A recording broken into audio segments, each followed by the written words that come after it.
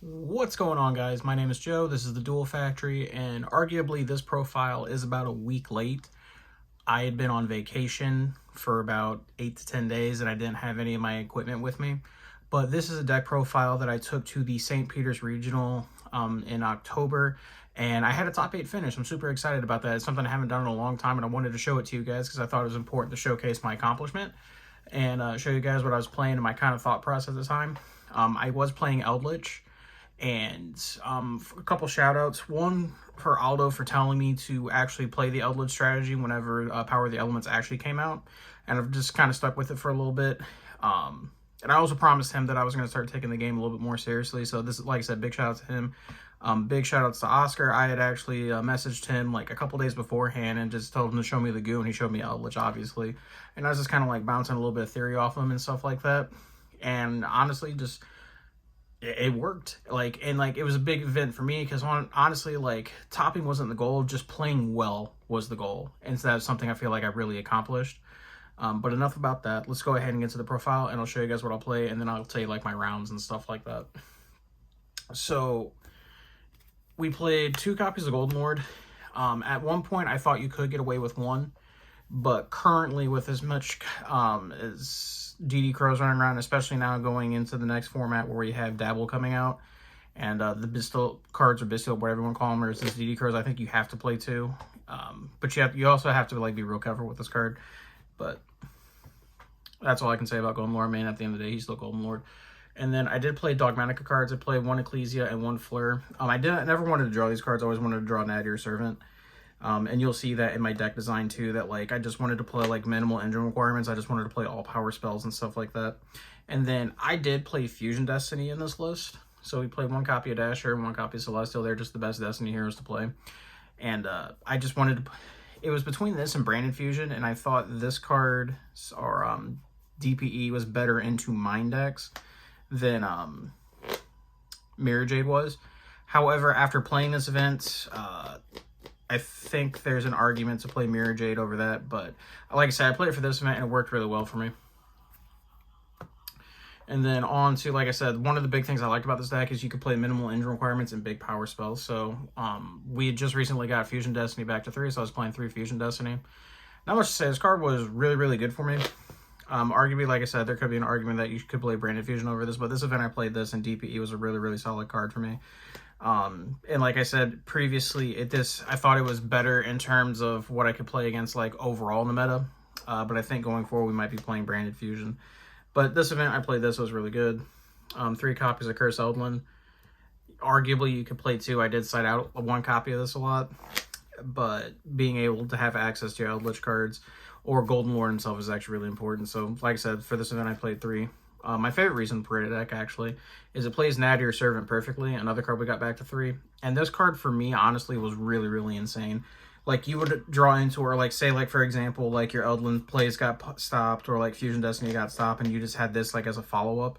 This card just so much utility. So much. I love playing it.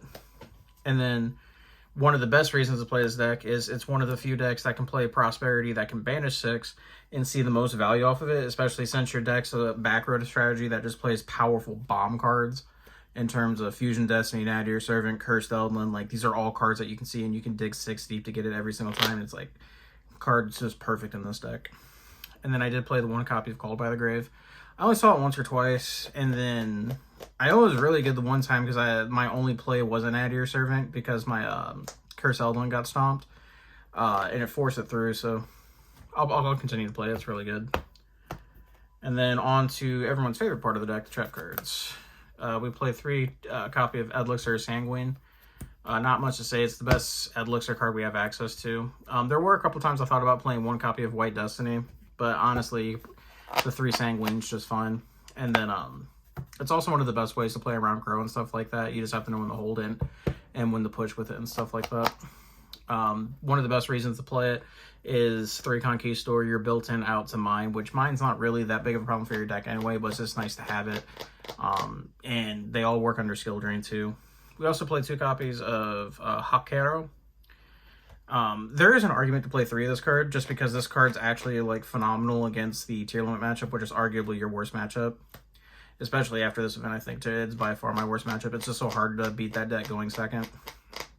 I don't know if you actually commit to playing 3, though, because even though it's really, really good against Tier Element, it could be just mediocre across the rest of the board. It's actually really good against Sprite. There are a couple of ones where it's really good, where it stopped a crucial elf play. But this ratio is fine for me. I think I'm going to keep playing it going forward. I might make the argument, like I said, to either play a white Eldlich or a Golden Land Forever, but I don't think they come up enough to warrant the spot, but we'll see. And then the Floodgates, I chose to play 3 Skill Drain. I thought this card had the best overlap over the meta. Arguably, this card's not very good. Well, it's not that it's not very good, but it's just average against tier elements, which again, I'll talk about that a lot because that is my worst matchup. Because they can also play Skill Drain, they can fuse out like all that fun stuff. But your deck, the reason I decided to play it anyway is because your deck is arguably better than their deck under Skill Drain. Like, they just have a really hard time dealing with Golden Lord. That being said, the field spell's really hard to play through with Skill Drain on board because they can just fusion summon and then do all their fun stuff, but it's really good. And then the same argument can be made for There Can Be Only One. Another card that they arguably can play under. But again, your deck plays under There Can Be Only One much better than their deck plays. And then it just has more overlap around the meta. Like, it's really good against Sprite. It's really good against Flunderies, but your deck's already good against Flunderies. Trying to think what other decks. What did I see? See, it's kind of hard because it was all meta-relevant stuff. And then with the card I think that overperformed for me, honestly, was Summon Limit. A lot of decks have a very, very hard time playing under this card other than your own deck, which you only need to summon twice in a turn anyway, because what, you're probably going to summon a Golden Lord, maybe a Trap, maybe if, what's her name, an Ecclesia or something like that. But this one might get bumped up to 3. This Floodgate was really, really good for me.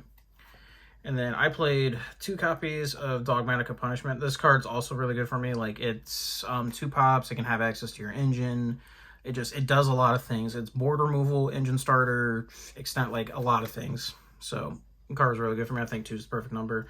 And then the last slot is I play 3 copies of Solemn Strike. This card, honestly, this format's really important because a lot of the times, like, whether you go first, second, or anything like that, especially going second, you're not going to be cracking boards like that turn, but you're going to be setting your trap cards, and forcing your plays through with this is actually really important, and also making sure your Golden Lord stick through, like, opposing DD Crows, or going in the next format, forcing your Golden Lords on board with bestial effects, if you control a monster, like so on and so forth. I think, but this card in Eldlich is really, really good.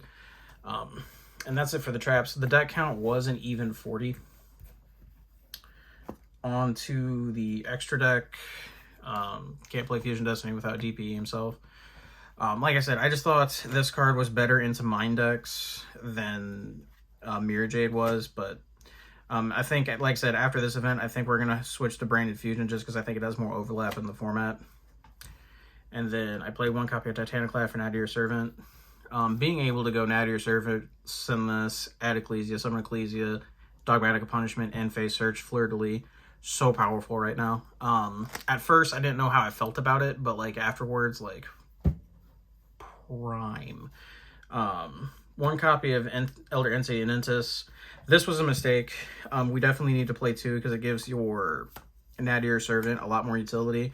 And I noticed that throughout the event. Like, there was a lot of mistakes in my extra deck and stuff like that I could have definitely gone over before I actually went to the event. But I played 1 and it was fine.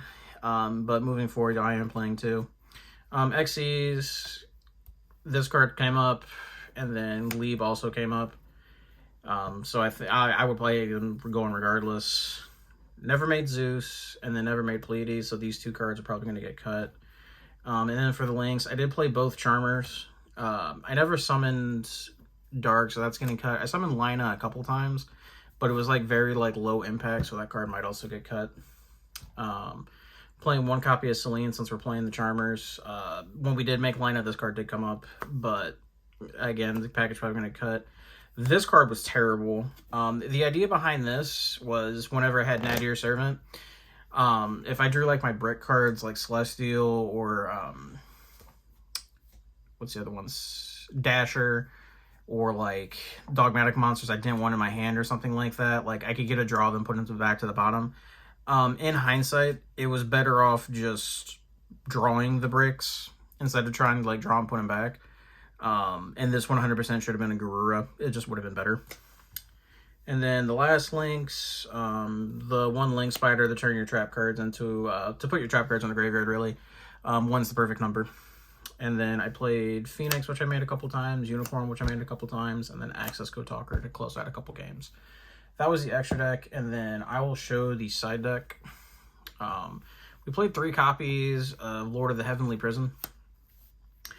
I was told not to play this card, but you know, me ignoring what people said, I went ahead and played it, and honestly, like, it wasn't like super high impact, but it was really, really good for me. One, it ensured that my back row didn't get contested unless my opponent had evenly matched, which that card is disgusting in this format, by the way. It ensured that they didn't get messed with. And then when it did hit the board, it put the threat, like a lot of the times, like I would get this, and if I already had like an Effusion Destiny established, then I would set Nadir Servant. If I already had the Dogmatic Engine established, then I would set Fusion Destiny.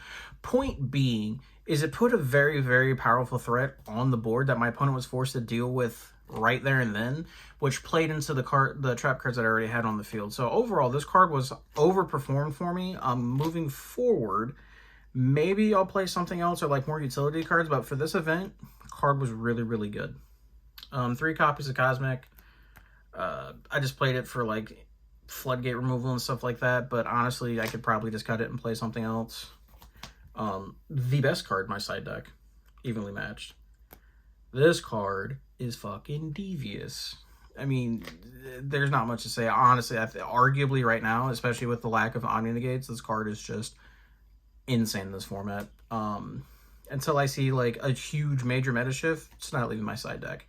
But like an entire day, I drew it, I want to say at least once a match, and it was like blowing 4, 5, 6, almost 7 cards out every single time, and like the card was just beautiful.